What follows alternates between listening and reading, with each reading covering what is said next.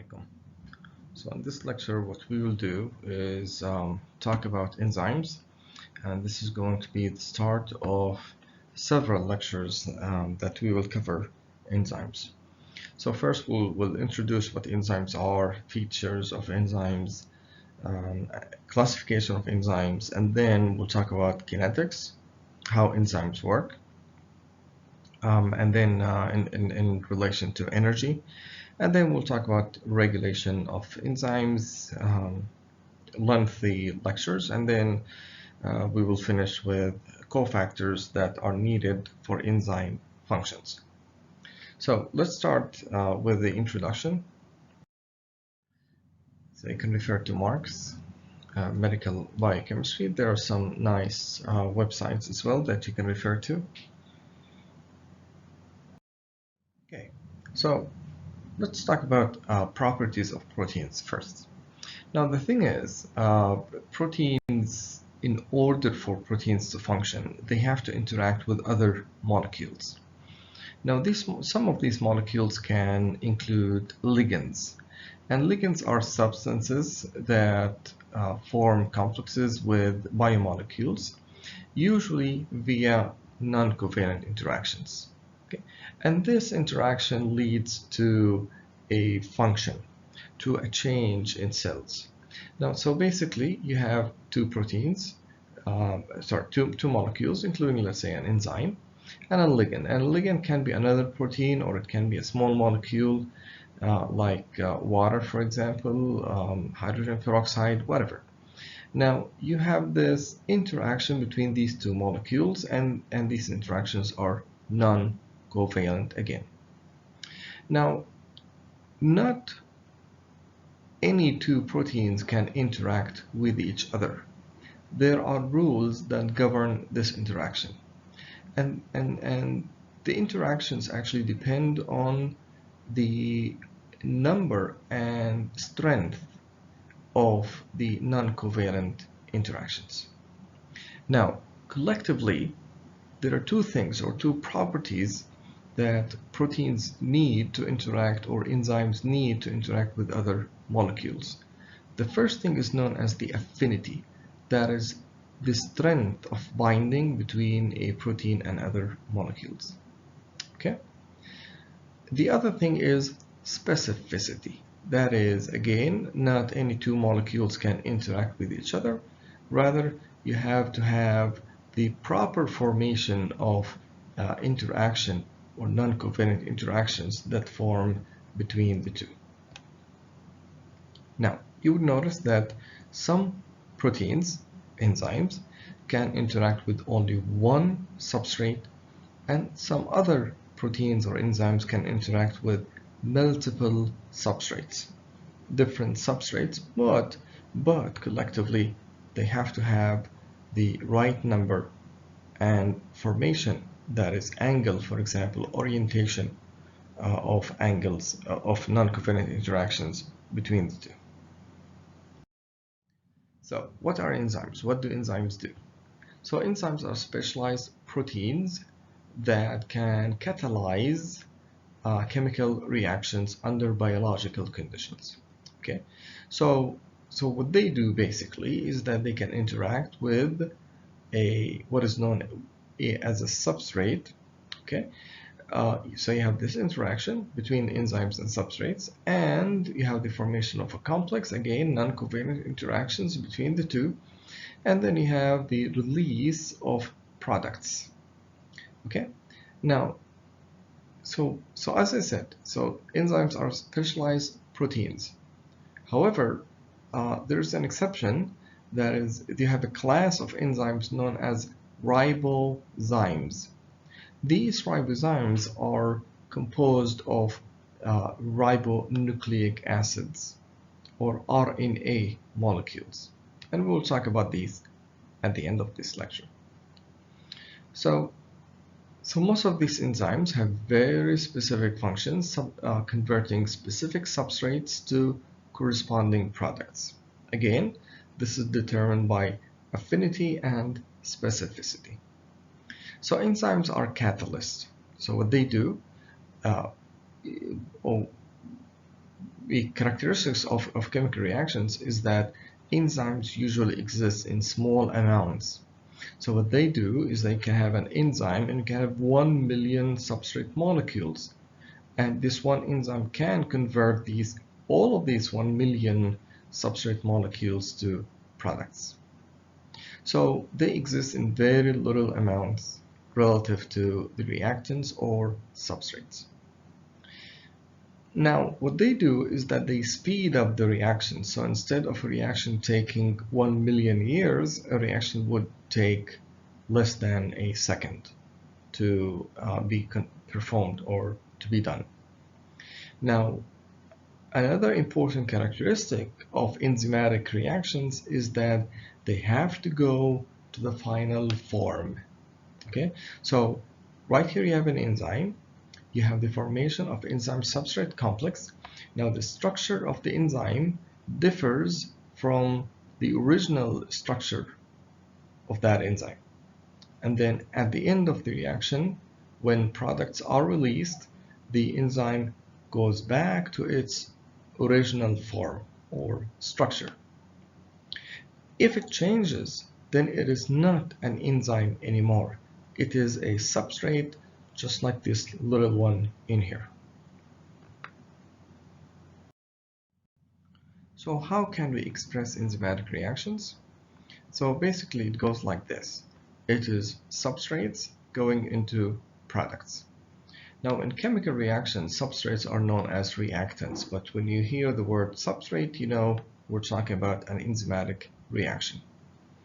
So we can simplify this, or we can write it this way. So you have an enzyme plus substrate going into what is known as the enzyme substrate complex. The enzyme converts the substrate into a product, so you have an enzyme product complex. The product is released, and again the enzyme goes back to its original form. Now this complex, the enzyme product complex, exists in negligible amount of time. Okay, so the enzyme substrate complex might exist in a fraction of a time, something like in femtoseconds or 10 to the power of minus 15 seconds. Okay, but this one here exists in negligible duration. So for simplicity, we can express enzymatic reactions as enzyme plus substrate going into enzyme substrate complex, and then enzyme plus product. Okay, so again, here you have a substrate. It interacts with an enzyme. You have the formation of the enzyme substrate complex. The enzyme converts the substrate into products, and products are released. Now pay attention to these little details in here. So right here you have the structure of the enzyme. You can see these smooth bends right here. Okay, and then when you have the enzyme substrate complex forming, you have sharp edges right here, and then again you have these smooth edges in here. Okay, so basically the enzyme goes back to its original structure.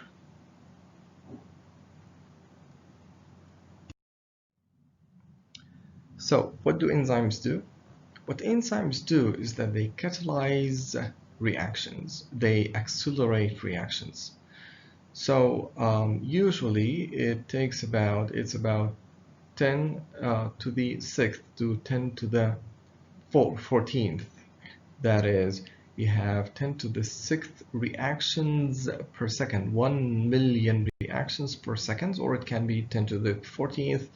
That is number of reactions per second, and it can usually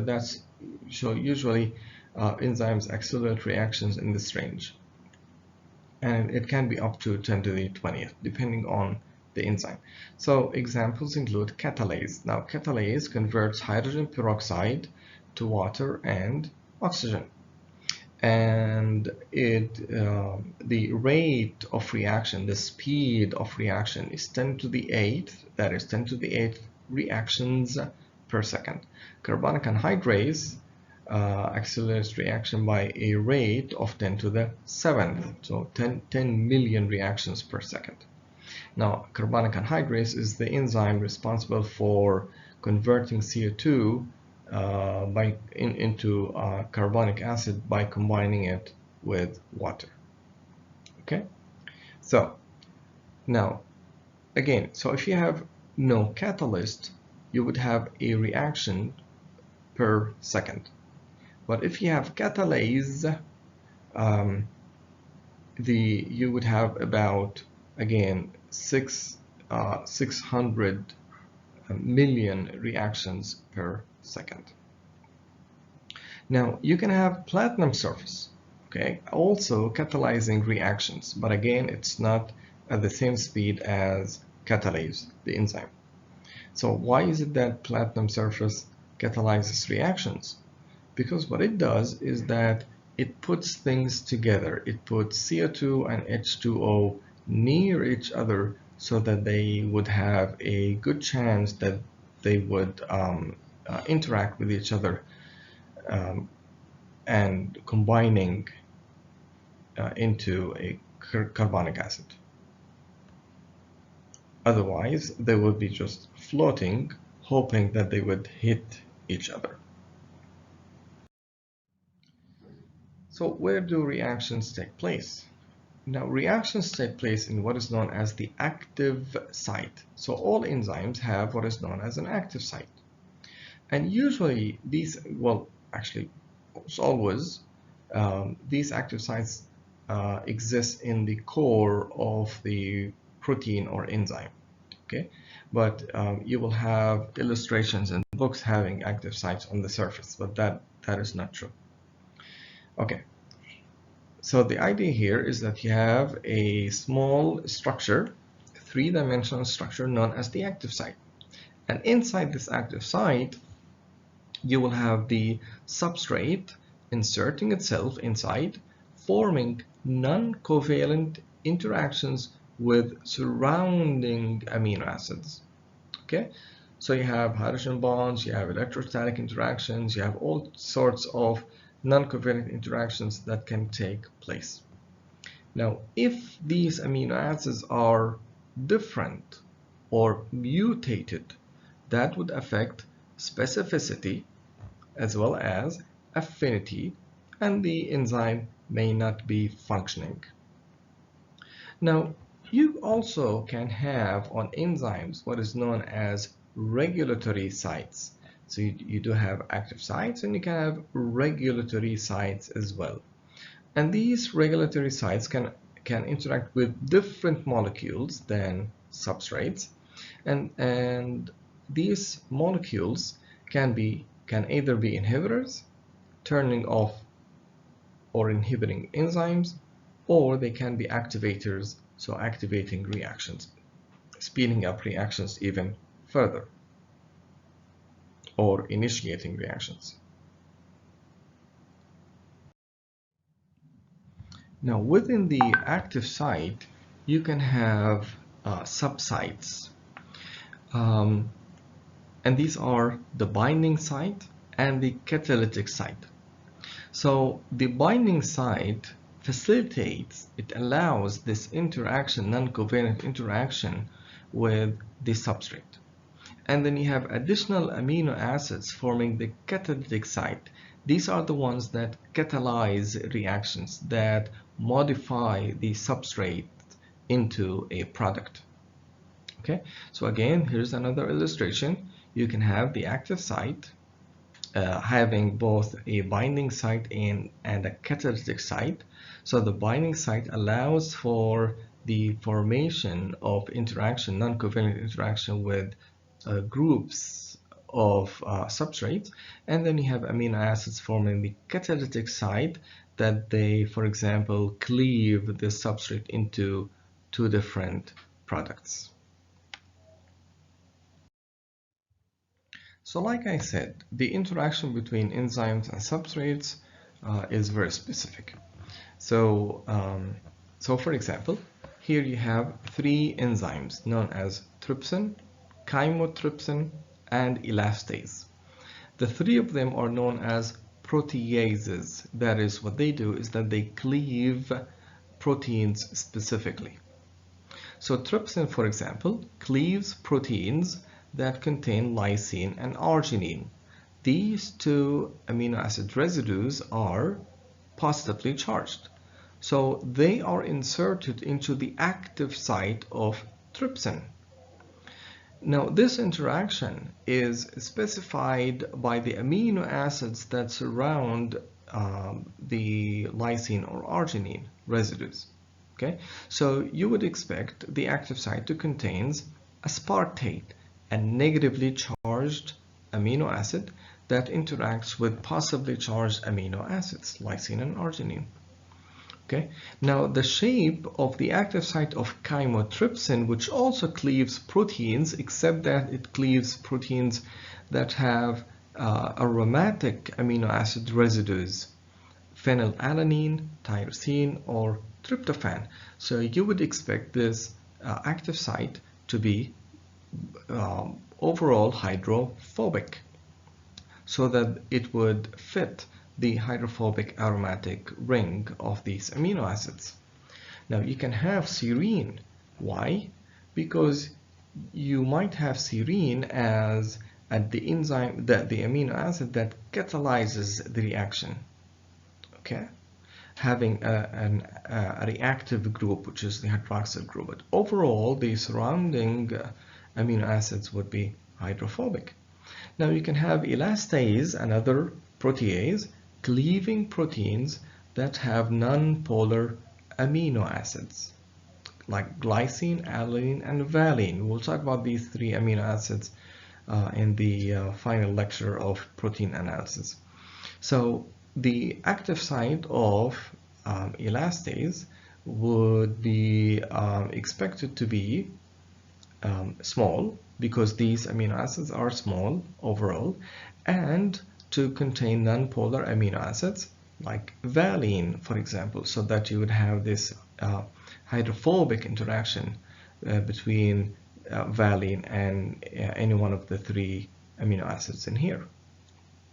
Okay, and you might expect as well to have something like threonine, having a hydroxyl group that would catalyze the reaction since it has this reactive group.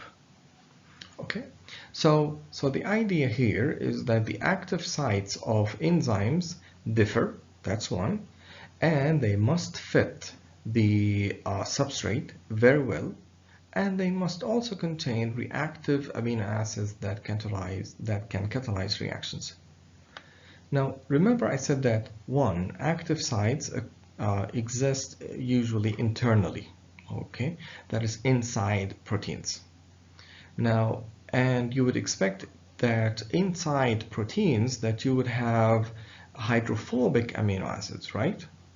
Since they hate water and they try to hide from water.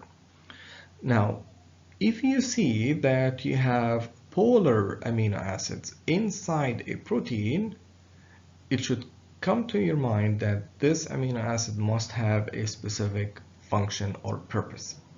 So having something like aspartate, negatively charged amino acid, serine, threonine, again, they must have a function, and they do have a function in catalyzing reactions. Now, there are several features of active sites.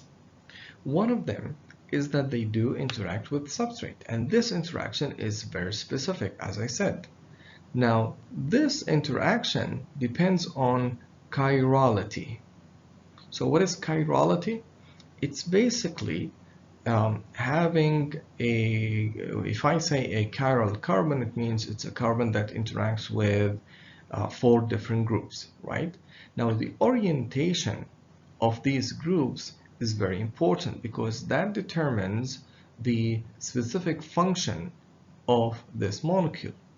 So for example, you have this epinephrine right here. Epinephrine is a hormone that binds to certain proteins and enzymes as well. Now, if you look at this carbon right here, it's a chiral carbon because it interacts with 4 different groups. Now, notice that the angles or the orientation of these groups is very important. So if you switch, for example, this group, the amino group right here, if you switch it from right to left, you will have a completely different molecule. Now this molecule as a substrate epinephrine having this orientation or structure would bind to the active site of its enzyme. Okay, you can have this very specific interaction. But in this orientation, if you have the amino group to the left, then this interaction would not take place. Okay, so chirality is very important. The orientation of the groups that bind to carbon, for example, is very important, as illustrated in this figure. So that's feature number 1.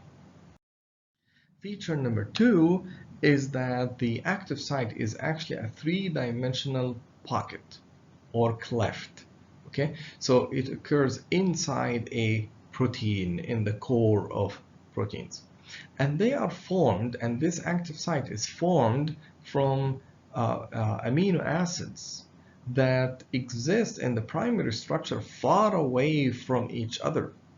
So you can have this primary structure of an enzyme. So you have different amino acids, and these amino acids are located far away from each other. But when the protein folds, the amino acids would exist near each other, forming this active site.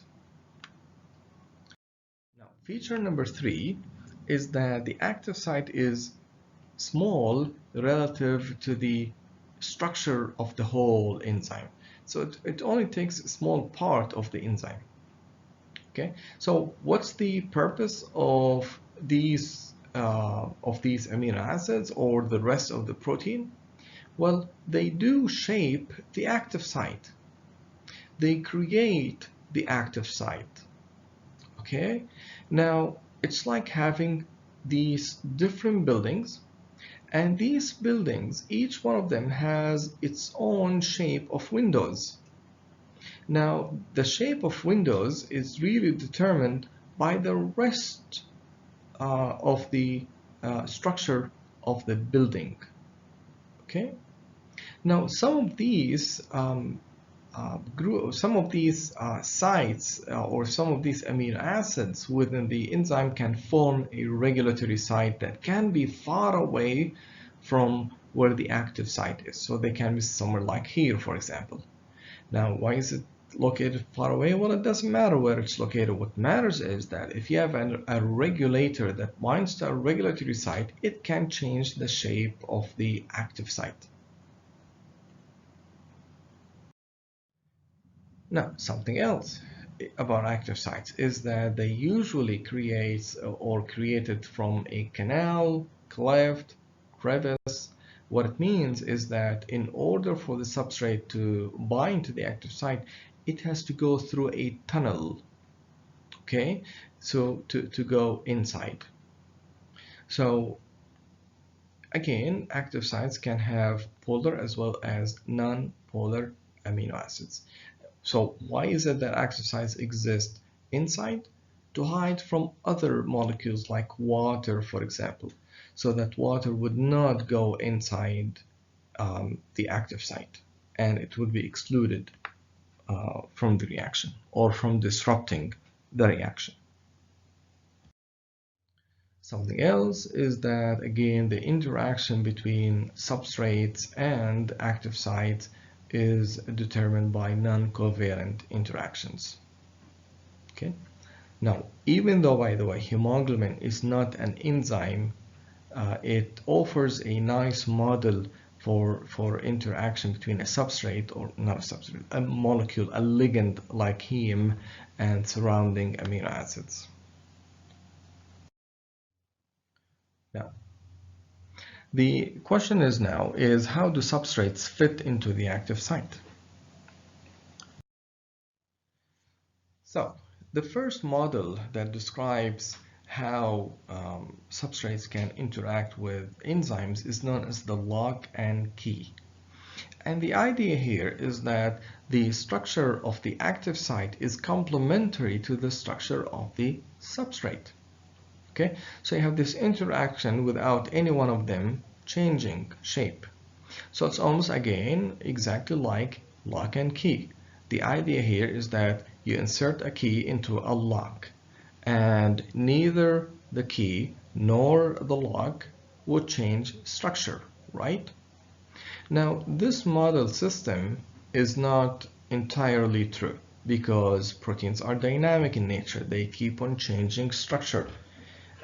Slightly, by the way, just like hemoglobin having different structures, right? By moving only about 0.4 angstrom of a distance. So the other thing is that some enzymes can bind different substrates, and different substrates having different structures. And some enzymes can catalyze multi-substrate reactions. So it's just that having an enzyme with a specific structure of an active site is not true. The other model system says, no, it is induced fit, meaning that what happens is that you have an enzyme with a certain shape of an active site, and when the substrate binds to the enzyme's active site, the shape of the active site, the shape of the whole protein may change as well. So right here you can have an enzyme, and this enzyme is known as hexokinase, and here you have glucose. Now when glucose binds to the active site of the enzyme, the shape of the active site changes, as well as you have movement of amino acids residues in different parts of the enzyme. So this seems to be a better model system. Now, the other question is, how do enzymes accelerate reactions? Now let's start talking about energy. Now the idea here is that you have two forms of energy, right? You learned that in physics. You have what is known as potential energy, and you have what is known as the kinetic energy. Potential energy is the stored energy. It's the energy that exists within an object. And it's the energy that can be used to perform certain work. Now, kinetic energy is the energy of motion. Now, potential energy in biochemistry is more important because this is the energy that is used in catalyzing reactions. Now, the idea here is that every molecule has its own potential energy, and this energy is stored in bonds that connect the different atoms within a molecule.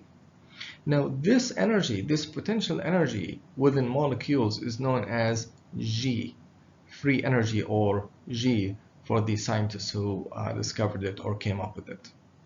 So it's the energy that can be used to perform reactions.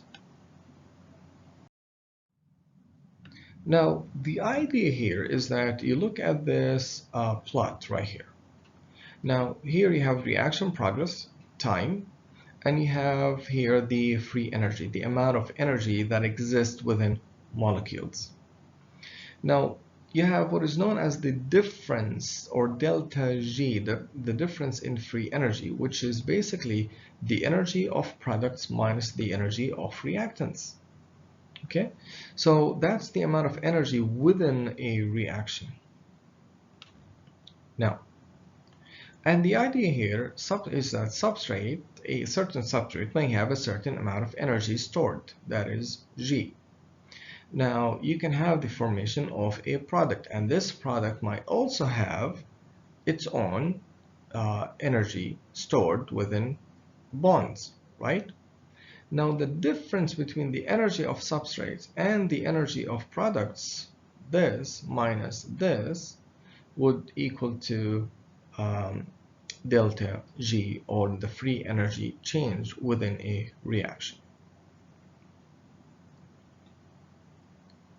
Now, this delta G, by the way, can tell us something about about how quickly an equilibrium is reached.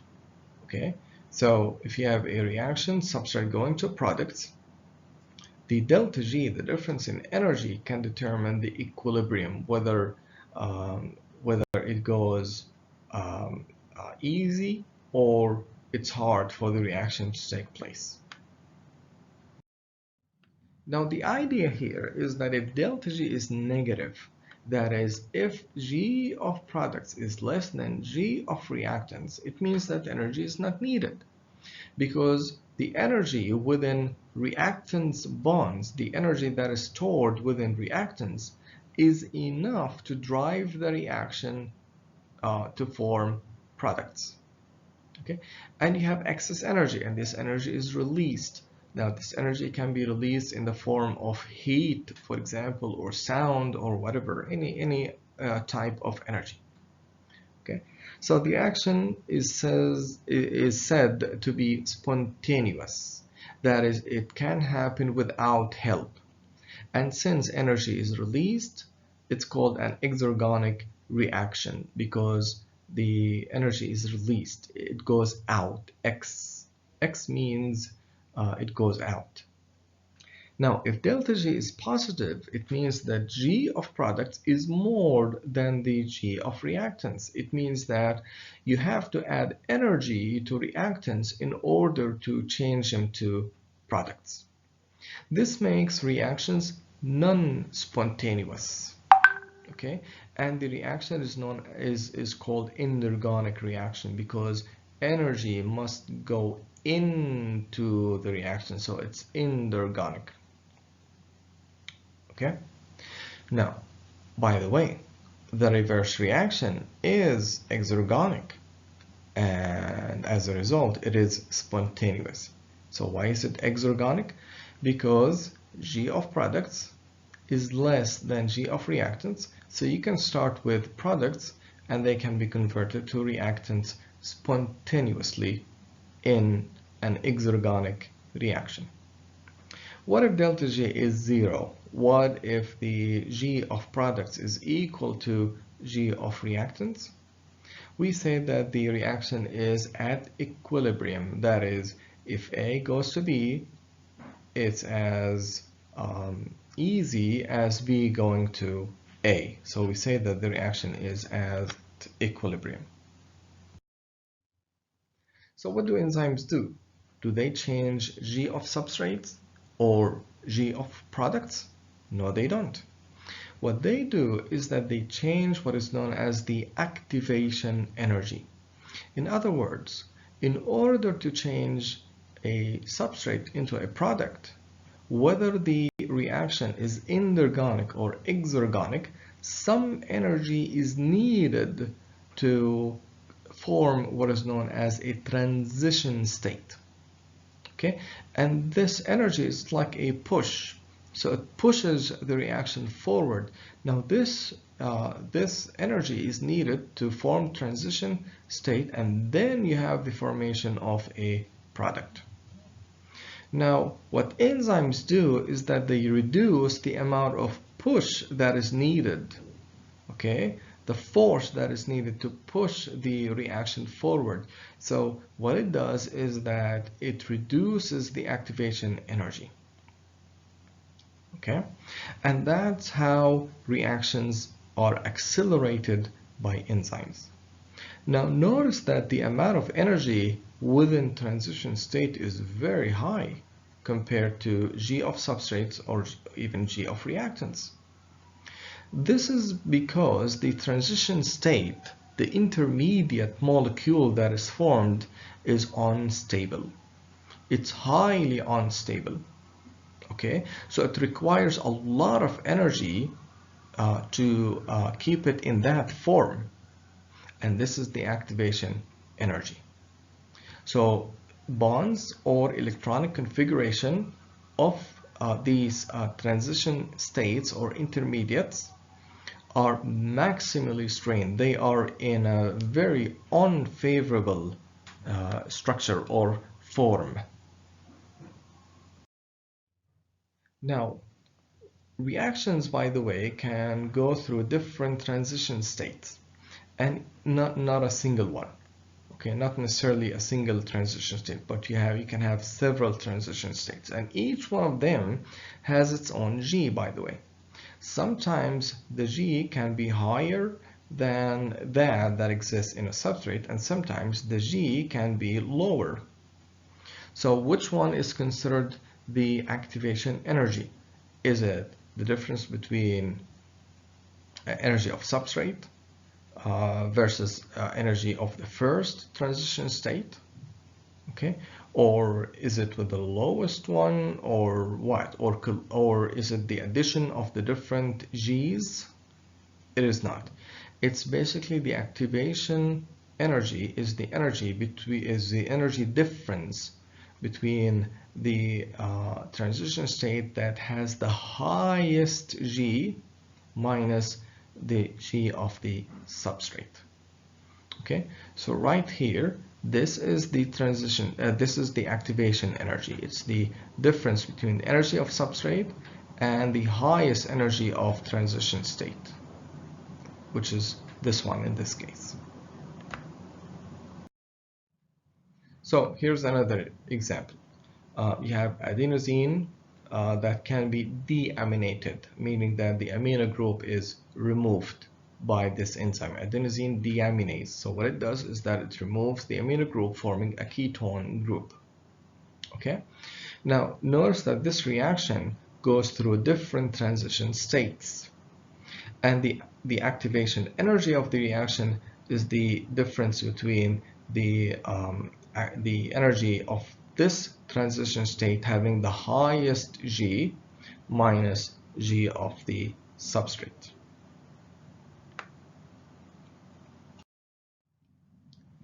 Now, there are different ways by which enzymes can catalyze reactions. They can do it, or different strategies. So they can do catalysis by bond strain, they can do an acid-base reaction, or they can do what is known as covalent catalysis. But overall, they have to follow these steps. First, they have to put substrates proximal to each other. Okay? Then they have to orient these substrates into the active site so that they fit properly. 3, they change the energy within bonds, allowing for either breakup or formation of these bonds, and then you have catalysis as an end result. So what enzymes do is that they can use one or multiple strategies to catalyze reaction. So what do we mean what do we mean by these strategies exactly? So in the first strategy, which is catalysis by bond strain, is that the enzyme puts the substrate in a vulnerable position by putting stress or tension on a bond, a certain bond. Okay, so the idea here is that the enzyme binds to a substrate, and the structure of the substrate is modified. It becomes in an unfavorable position. Now, remember how I said that G of a transition state is high compared to G of products or G of reactants? The idea here, a lot of energy is needed to keep this molecule in this form, in this vulnerable form. So because it's unstable. Now, because it's unstable, and because there is strain on this bond, for example, it's easy now for the enzyme to modify the substrate, to break it up, for example, into 2 pieces. An example is lysozyme. This is an enzyme that breaks up the glycosaminoglycans of bacteria. Okay, so it cleaves the glycosidic bond, and it does so by putting stress on the hexose molecule right here. So what it does is that it distorts, it changes the structure of the hexose molecule so that it becomes strained, it becomes unstable, and it becomes easy to cleave the glycosidic bond. So it's almost like if two people want to beat up someone. Now, one person would grab the victim and he puts him in a vulnerable position so that the other person, that is the enzyme, would beat him up very easily. It's easier than having one person beat up another, right? It's easier if you have two. Now, the other strategy that is forming or acting as an acid or a base is exemplified right here. So the idea is that you can have within the active site an amino acid residue that can act as an acid or as a base. So, for example, in chymotrypsin right here, in the active site, you have serine, right? And the serine has a hydroxyl group. Now, this hydroxyl group can react with the peptide bond, forming a covalent interaction now with the peptide bond. And within the active site, you can have a base. And this base would accept the hydrogen from the serine. So the serine acts as an acid, and right here you have a base. So within the active site, you have this acid-base reaction that allows chymotrypsin to break up the covalent bond. Now, so the enzymes that function as acids or bases within active sites, usually they have histidines, and histidine residues can function at physiological pH. They can also have serine. They can have amino acids that have reactive groups, or amino acids that can act as acids or bases. Now, in the third strategy, that is the covalent catalysis, you have the formation of a covalent bond between the enzyme and substrate. So you have to have amino acid residues that have reactive groups. Now, sometimes, and again, we talked about chymotrypsin, right? So and I said that some enzymes can utilize more than one strategy. So they can function in acid-base reactions, or they can form covalent bonds like chymotrypsin again. So the idea here is that you can have the formation of a covalent bond between the enzyme and the substrate. Now sometimes, and we'll talk about that in the cofactor lecture, is that you can have the binding of a group, a coenzyme, a non-protein group to the active site, like zinc, for example, metals in general. And these metals can function by forming this covalent interaction with substrates.